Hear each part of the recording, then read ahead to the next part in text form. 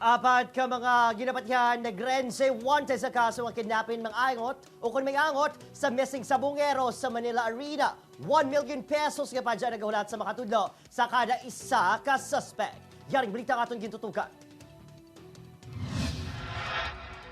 Sa isa ka post online, 6 ka mga persona ang ginhingadlan sa Criminal Investigation and Detection Group ng Philippine National Police nga wanted kag suspect sa kontrobersyal nga kaso sang missing sabungero sa NCR. Sa 4 ang ginapatihan na gikan o kunang siplatan sa probinsya sa Negros Occidental.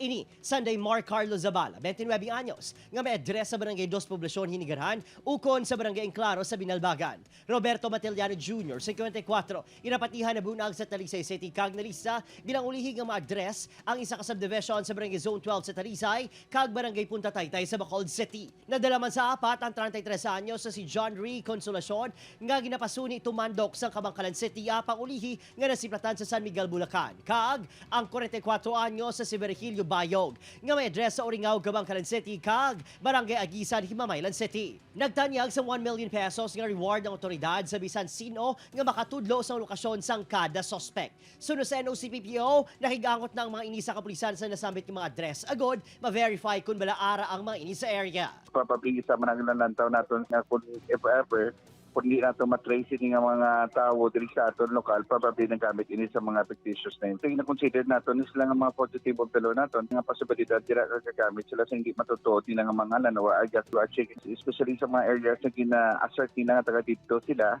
Sa post, ginengganyo sa CIDG ang publiko nga makigangon sa numero 0921-722-8209 o kon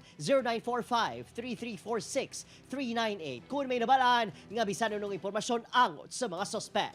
Obikinil Gasilio, Adrian Priatos, 1 Western Visayas.